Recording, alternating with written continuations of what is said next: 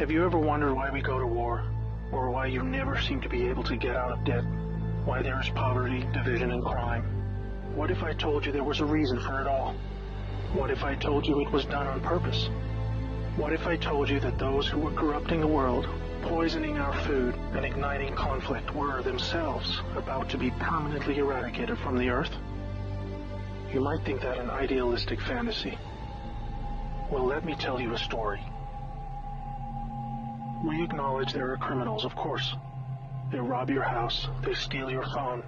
They can murder you too if they think they can get away with it. We have all experienced criminals in one way or another. Criminals, as we know, are those who choose personal gain over the rights of others and have no regard for the law. But here is where you need to expand your thinking. Criminals can also succeed in business and politics and can be elected as our leaders. If a criminal became the president, imagine what they could achieve. They could use the full weight of their executive power to commit much larger crimes and ensure they and their friends were enriched to the fullest extent possible. A criminal president could create alliances with other criminal presidents and then collaborate on more global criminal activities. Anything goes. Drug running, human trafficking, whatever makes the big bucks. The 20th century was turbulent with war, economic disaster, famines, and displacement. We have always accepted these things as just human nature, and simply the way the world works. Something inevitable, and due to the weaknesses of human nature that drive us to these actions. This is where we were all tragically wrong. You are not a criminal. I'm not a criminal. So how can we just assume that it is human nature that is driving all this pain and misery? What if it wasn't human nature at all, and as a result of something more deliberate? We were taught that capitalism was the cause of a massive rich-poor divide and the reason for poverty, which in turn is the reason for war, crime, and starvation. Others were taught that communism, the system of equal wealth across all people, was really to blame for the mess. But you see, folks, it is none of these things. It is not our nature to fight and be racist. It is not in our nature to rob from others. What you must learn is that it was the criminals all along. Yes, they got power. More power than a criminal should ever have. They rose to the top of media companies that control our news and entertainment. They ascended to the top of the banking system, also to the Oval Office, to Brussels, to the Vatican, to the Crown. They crept in quietly. They became leaders of agricultural companies who have control over our food supply. Also big pharmaceutical companies, the ones we trust to help us when we're sick. Nobody stopped them, and they just recruited more criminals to help them. First, they accumulated the world's wealth. They invented a system of money called central banking, which lends money to governments with interest, placing countries into eternal debt. People's wealth got less. Their wealth got more. Much more. When a criminal is already as rich as they can get, then protecting their ill-gotten gains becomes the priority. Angry citizens tired of being poor are a major obstacle and can revolt if they suffer enough. The criminals needed to prevent this. So they diverted attention to the last remaining competitor, the people of the world. You and me. We were not happy being ruled by criminals and having to work 3 jobs just to survive. They know we won't accept it. So they use their control of the media to set black against white, woman against man, young against old, Muslim against Christian. They convinced us we were the problem so that we would fight and destroy ourselves. To get it done faster, they attacked all aspects of humanity that make us strong. Like family. Using their influence over culture, they popularized lifestyle choices that led to a surge in broken homes, lost youth, and substance abuse. I could talk all day about how else they deliberately weakened us, and it would turn your stomach. We were just trying to get on with living. So where are all the good guys? Good people just want to get married, have kids, make a living, and enjoy their liberty. Well, there were good guys. Many.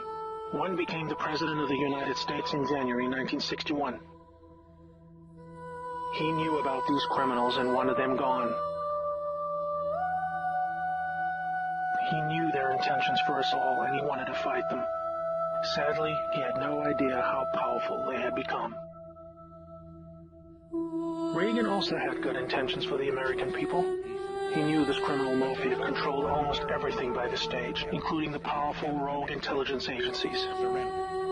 His economic policies were promising, but the criminals needed a weak America to hold on to their power. Reagan was shown with a bullet that a growing U.S. economy and prosperous citizens were not what the criminals wanted.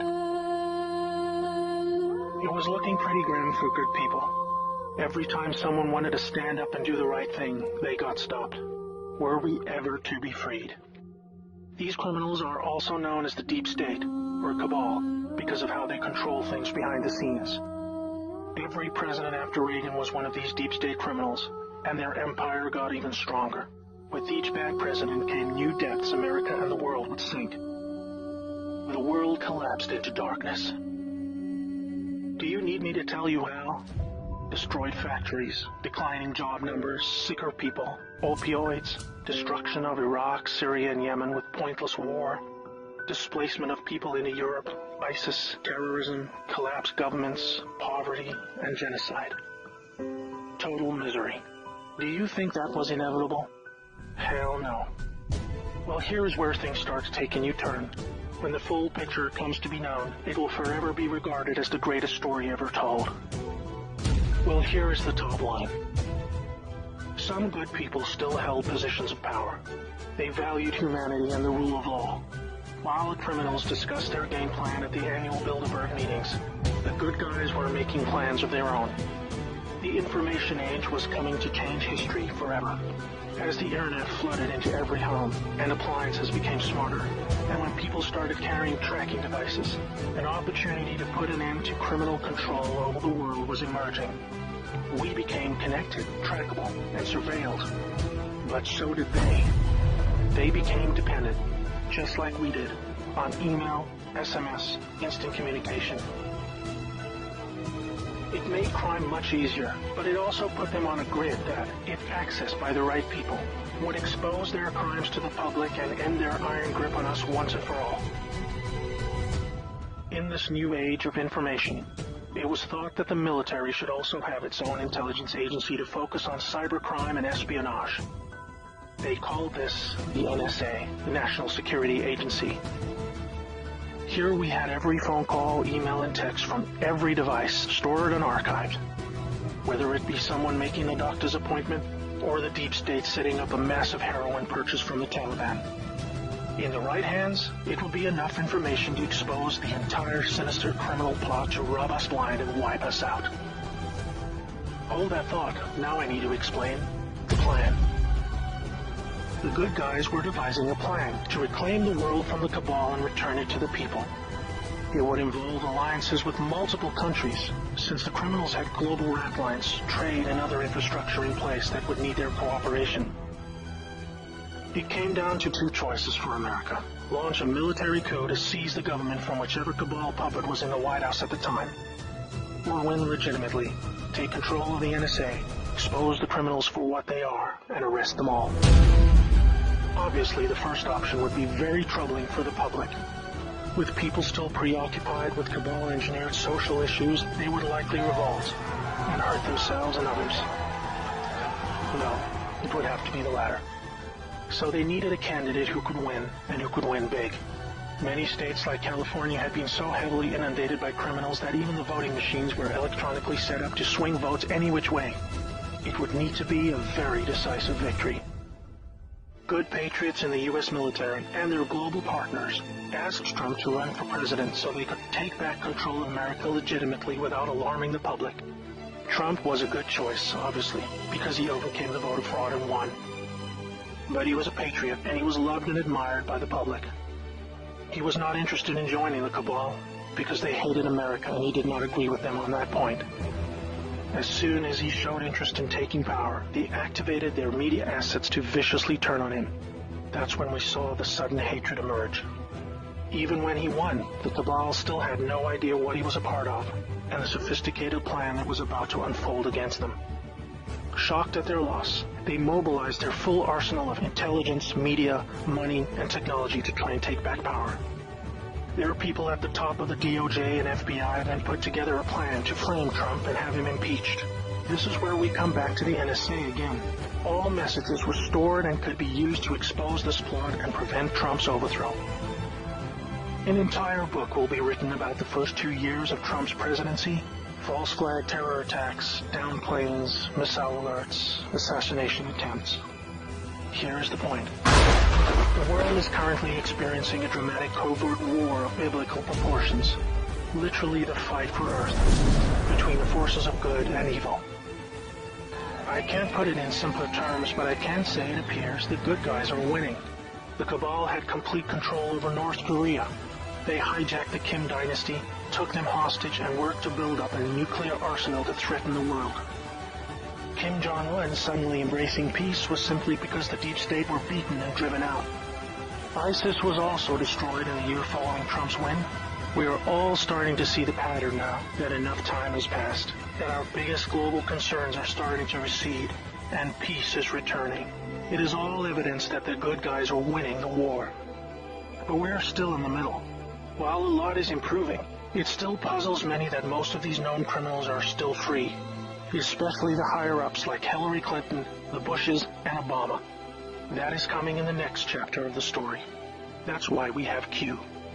The good guys with control over the NSA began the Q intelligence dissemination program to invoke an online grassroots movement that came to be called the Great Awakening. It started on underground internet channels and then moved to the mainstream. Q has been a fun distraction for those who follow world events and desire truth, but it is about to begin a much more important and necessary phase: keeping the public informed when the deep state war breaks out onto the surface. By this, I mean high-profile arrests. Yes, folks, the criminals I'm referring to are famous politicians, actors, singers, CEOs, and celebrities. People who have earned our trust, respect, and admiration. They have done very bad things that are all fully known and documented, and they will be severely punished. Those of us who have followed Q since the beginning will be here to help you make sense of the coming events. We are among the first to realize that our petty partisan divisions are just trivial distractions, and we are all enslaved by a hidden enemy. We realize that the problem was never capitalism or socialism, Democrat or Republican, black or white, Muslim or Christian. We know it was just very powerful criminals who had too much power. Fellow slaves, it's time to buckle your seatbelt, recognize your true enemy, and embrace a new future that we all owe to the brave patriots who risked their lives to achieve this victory against the greatest force of evil the world has ever known. May God bless America.